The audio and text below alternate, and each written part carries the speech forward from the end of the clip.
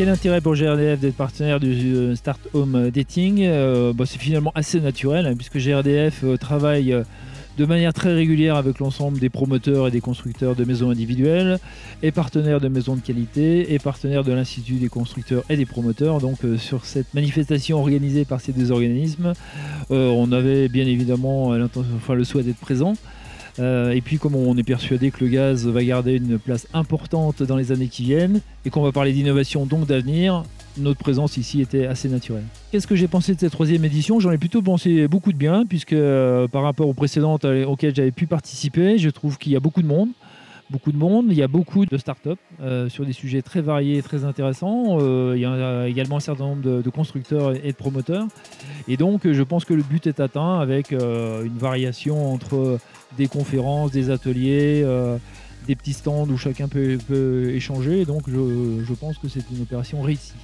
J'ai eu l'occasion effectivement d'intervenir sur une petite conférence qui était sur quelle énergie dans le bâtiment de demain. Conférence dans laquelle j'ai essayé d'expliquer que la problématique qui se posait était à la fois une problématique d'énergie, comment on alimente demain les bâtiments, une problématique carbone, comment on fait pour ne plus avoir de carbone demain dans les bâtiments, une problématique de coût, comment dans les choix que l'on va faire, qu'est-ce qu'on est capable de se payer, puis enfin une problématique de qualité de l'air, comment on respecte la santé des uns et des autres, et que tout ça conduit à des compromis qui font que globalement on va continuer à avoir un mix relativement complémentaire dans le bâtiment avec de l'électricité, du gaz, du bois et des réseaux de chaleur, et que ce mix doit être décarboné.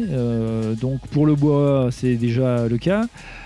Pour l'électricité, elle est aujourd'hui déjà peu carbonée, et pour le gaz en revanche c'est le vrai challenge des années à venir, et donc on a un projet important pour transformer le gaz naturel fossile et importé en 100% de gaz renouvelable à l'horizon 2050, notamment sur la première décennie, avec ce qu'on appelle la méthanisation des déchets agricoles. C'est-à-dire qu'on récupère les déchets dans les différentes exploitations agricoles, on les met dans des grosses marmites, des méthaniseurs, ça fermente, ça dégage du gaz, on épure le gaz pour en faire du gaz comme celui d'aujourd'hui, et on remplace donc le gaz fossile par ce gaz renouvelable.